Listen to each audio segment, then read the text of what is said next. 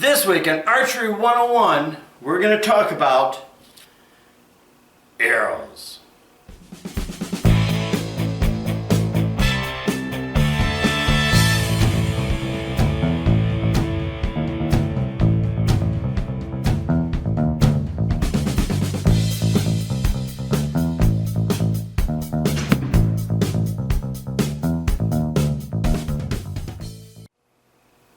Hey everybody, Greg here. Welcome to Archery 101. Arrows. Quite possibly the most important piece of equipment in archery. And yet, it's the one piece of equipment that is the least understood. Hopefully, in this video, we can help you on this subject. Now, you heard of Byron Ferguson, the famous trick shot artist. Byron Ferguson has this saying. He says, when people say that the bow shoots right where they're looking, it's not the bow, people. It's the arrow that does that. And I agree with that 100%. You want to shoot well? Learn your arrows. All right, so before we begin, let's go over some terminology. Now, an arrow is a real simple piece of equipment. There's four primary parts. You have the shaft, the head, the nock, and the fletching. That's it. Now, unfortunately, with just those four, there's like 5 billion different combinations of things. But I'm going to try to cover it real quickly for you. Alright? Start with the shaft. In general, there's 4 types of materials used for your shaft. The oldest one, which we all know, is wood. Then, aluminum. And up next is a harder one, still out there but pretty hard to find, fiberglass. And last but not least is the most common one you'll find today, carbon or graphite. Alright? Next thing we're talking about is the nock. Now there's 2 types of nocks on arrows today. There's the push-on nock, like you'll find on your carbon arrow. And its name is perfect. You take the nock, you push it on, and it's on. The other one's a glue-on. And you can see this is a push-on nock, and this is a glue-on. And a glue-on, the shaft has to be tapered, and all you do is simply glue the nock onto the end of the shaft. Alright, the next part we're going to talk about is fletching. Now there's 2 types of fletching. The first one is feathers, which we all know if you do traditional archery. Right? Feathers, these come in left or right wing. Right? They come in different lengths, shapes, and colors. Now, the thing you should know about when using feathers, if you're shooting a bow off your hand or off a shelf, you should use feathers. Alright? So remember that. Off the hand or off a shelf, you should use feathers. Now, the other type of fletching out there is called vanes. And it's a singular piece of plastic. And this is what Olympic archers and compound shooters use. And again, different shapes, different colors, different sizes. They're mainly made from plastic. Now, you use a vane when you're shooting off a rest. Alright? And the last part we're going to talk about is heads. Now, it's also called points. There's different names, but they're all called heads. You have broadheads, field points, judo points, all different types of heads. Again, there's 2 types. You have the glue-on. The end has to be tapered. Put the glue on there and stick it on. The other type, which is more common, which does require an extra part, is a screw-on part. If you're going to use a screw-on, you're going to need an insert that you glue in. Alright? So, that's the basics of terminology. Now that we got that out of the way, let's cover the next part of how an arrow works.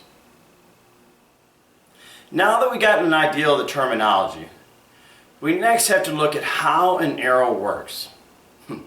Now, this is complicated, and it's very important in regards to how we select an arrow. Now, I'm not going to cover all the scientific information. I'm not going to throw all that stuff at you. I'm only going to cover the most important factor that you need to know. I will omit talking about gravity, acceleration, velocity, resistance, drag, etc. For this video is for beginners, and I want to get across the one single thing that you need to know about. Alright, so how does an arrow work?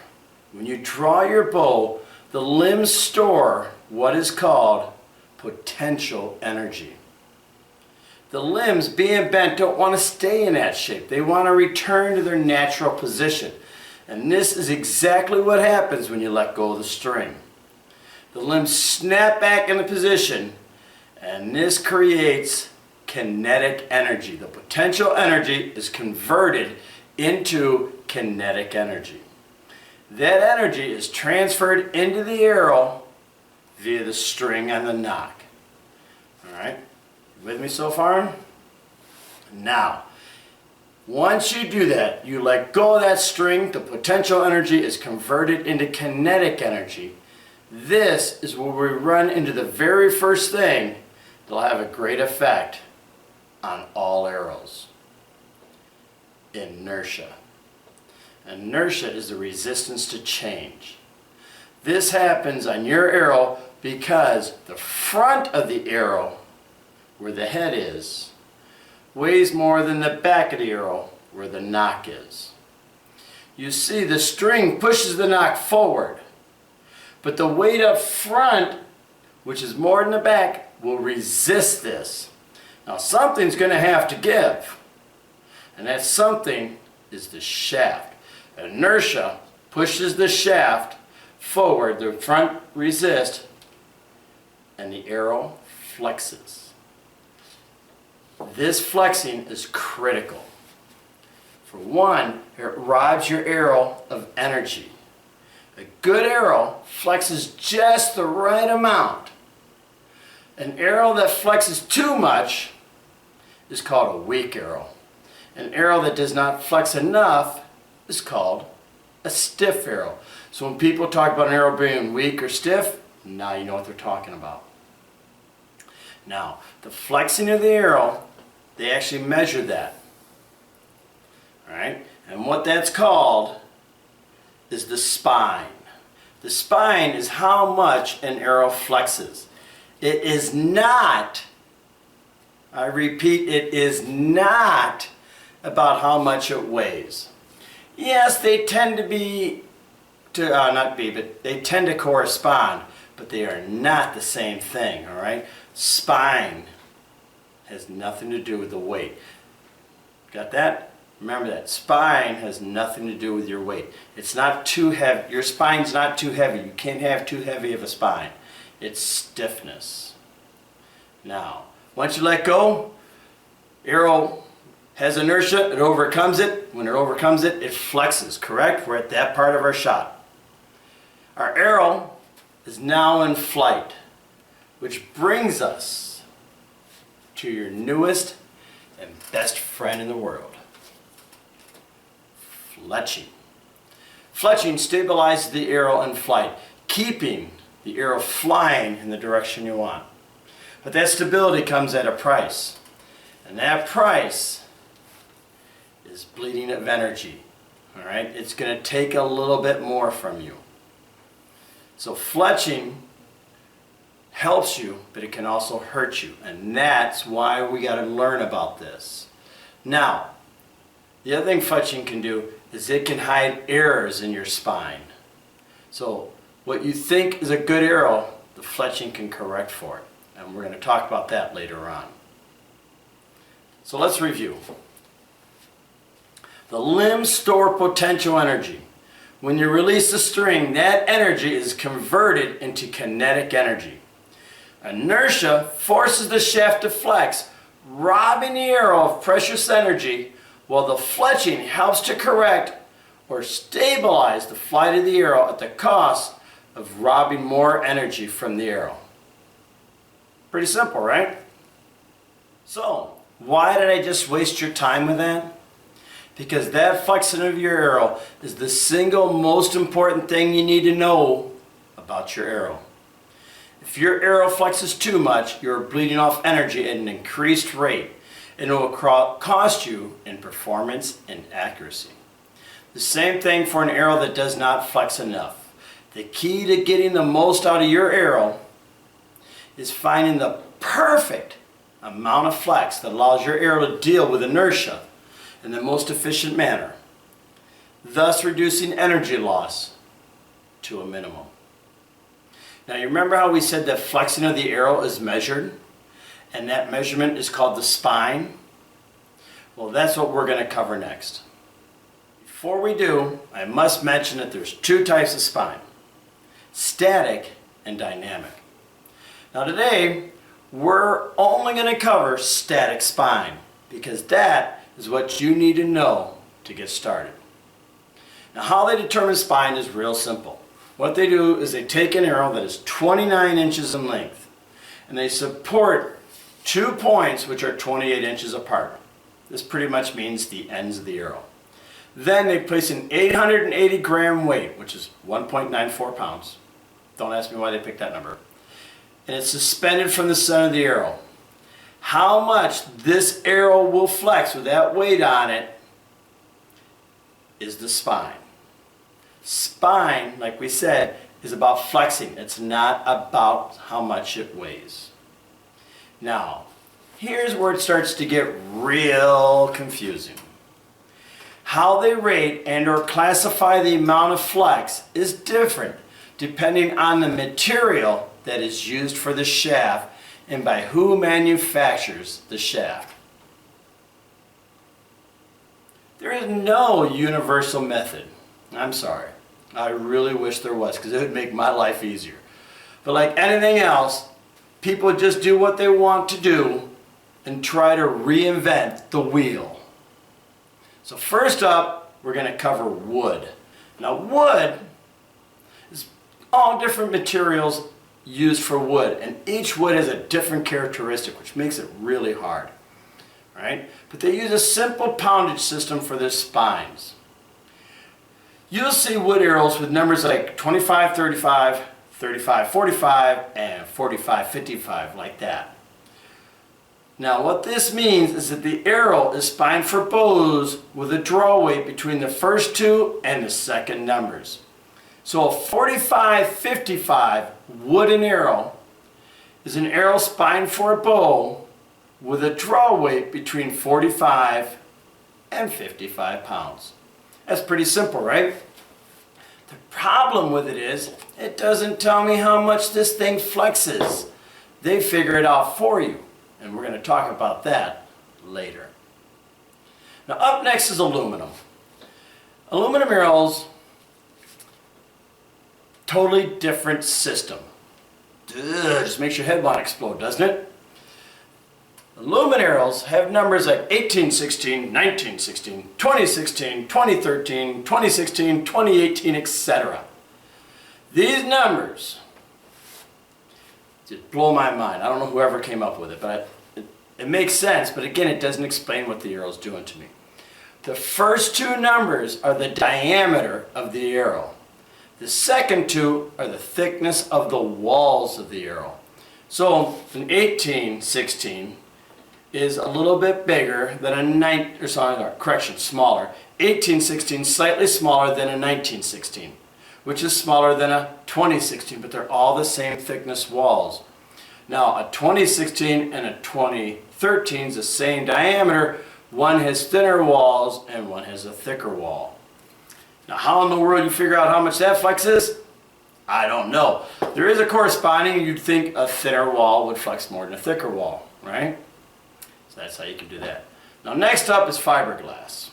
I don't know if they're still made. I do have about a dozen of them. You can find them from time to time in yard sales and such. The only method I've seen for these arrows is a simple numerical system. The lowest spine is 0 and the highest is 12. Now I don't know how these numbers correspond to draw weight or anything else, but that's how they do them. Finally, we come to the most popular type of arrow out there, and the one that has the most numbered systems. Ugh, why you guys can't settle a single system? Now, the most common method is what I call the century method, and I like this system the best. I wish all arrows would go to it. All right? Using this method, I believe it's the easiest way to understand what is going on. See, what happens when they test an arrow for spine and the arrow bends half an inch, let's say, all right? That is a 500 spined arrow because it bent 5/100ths of an inch. A 400 rated spined arrow would bend 4/100ths of an inch. And a 1000 spined arrow would bend a full inch. Now, the thing about this system, it's counterintuitive because we are used to the higher number meaning more or stiffer. But in arrows, it's just the opposite. The lower the number, the stiffer the arrow, the less flexing. The higher the number, the more it will bend. Now, the spines in this system that I know of are as follows. There's the 340. This is mainly for compound bows. You have a 400, 500, 600, 700, 800, 900, and 1000 spine. And it's just so simple to me, right? It's a 400 spined arrow. Oh, that bends 4/100ths of an inch. This is a 600 spined arrow. It bends 6/100ths of an inch, a little more, or sorry, a little over half an inch. Remember what I said that spine is not the weight? Well, that's correct. But on average, a higher spined arrow, number-wise, usually means a thinner arrow and thus a lighter one. It's not always the case, right? I have some 400s that weigh just about the same as my 600s. The difference is very little. So in general, higher the number, the lighter the weight. Lower the number, the heavier the weight. Oh, but wait, it gets better. The century system is mainly used by carbon arrows, like I said. Even then, some carbon arrow companies decided that the century system is not for them, and they came up with their own method. Instead of telling you the spine, they list numbers like 35/55 and 55/75. So what in the world can this mean? Well, what it is, it's like the wood. A 35/55 is an arrow made for bows with a draw weight between 35 and 55 pounds. A 55/75 is made for bows with a draw weight between 55 and 75 pounds. But we're not done. No, they couldn't let us get over that easy. There's a third method. There's one company that makes their own arrows with a number series of 100s, 200s, and 300s. These numbers do not reflect how much the arrow spines or bends or anything like that. It's just something that they made up, all right, just to be different. Confusing, isn't it? All right, everybody, we've gone through all the background stuff. Now's the time to go over some critical things you need to know when looking for an arrow. When you look for an arrow, the manufacturers made these nice little charts you'll find in the books and online to help you decide which arrow you should use. And what you do is you find the poundage of your bow and the draw weight, and you just run it over, and it will tell you what spined arrow or what type arrow you need, right? Simple, right? It's a pretty simple method, right? Well, not so fast. You see, the charts are very generic, and the vast majority take a couple things for granted, and those things will have a huge impact on the arrow you should select. Now, the first thing you need to know is your bow cut to center? By this, we're talking about the shelf. So you got a piece of wood, you measure it. If your shelf does not come to center, that's a big factor that's going to help determine the arrow you need. The second thing you need to know is what type of string you're using, Dacron or Fast Flight. So why are these important? Well, that's what we're going to cover next. So first, let's go over the center cut. A bow not cut to center will need an arrow that flexes more than one cut to, or preferably, past center. A center cut bow can use a stiffer spined arrow, and this is not taken into account on the charts. If your bow is not cut to center, when you use that chart, you need to subtract 5 pounds off your draw weight for every 1/8 of an inch that bow is not cut to center. Alright? The next thing is your string. if you are not, N-O-T, not using a fast flight string, using Dacron, you need to subtract 5 pounds off your draw weight on that arrow chart. This mainly has to do with the efficiency of transferring energy and all that stuff, but that's for another day, all right? So, for example, let's say we're looking up an arrow for a 50-pound bow. And our draw length is 28 inches, and you run over, right? It's going to tell you need a 400 spined arrow on most of them. But they didn't take into account the cut. If our bow is not cut to center, and we're using a Dacron string, we shouldn't look up a 50-pound bow. We should look up a 40-pound bow. That is a big, big difference. So let's review. When choosing an arrow, the first thing you need to know is how is your bow cut, center or not to center. And the second thing you need to know is are you using a Dacron or fast flight string. If you know those two, that will change the arrow you need. So make sure you know that before you go looking for your arrows. Alright, we're home free now, right? We know that arrows flex and why they do. We know that the flexing of the arrow is the single most important thing that we need to be aware of. That the amount of flex is called the spine. We know that to get the most from our arrow, we need to find the proper spine for our bow, and that is done with a spine chart. But the charts are not really accurate. What they do not take into account is two critical things. It's your bow center cut and the string material. And that these two things can change the weight of your bow on the arrow chart. So what else can there be? Well, finally we're down to the last two things. The length of the arrow and the weight up front. Now there's a common misconception that your arrow should stick out past your bow exactly ½ inch at full draw. This is not a law, but it's a rule for broadheads so they don't cut their hands when they're at full draw. In fact, your arrow can stick out past your bow as much as several inches or more as you like. The key is not to have too short of an arrow. You can have an arrow when at full draw, the point just barely sticks out past your bow and it will work perfectly fine. So why is this important? Well, the shorter you make your arrow, the stiffer that arrow will become. The next thing we need to look at is the weight up front. Remember inertia? Well, we're back at it. A heavy head up front can weaken the spine of an arrow. And this is where I'm going to start putting together for you. And this is where people get in trouble. They have the arrow cut, and by cutting it, they make it stiffer. But by cutting it, you can make it too stiff. So how do they fix it being too stiff? They add weight up front.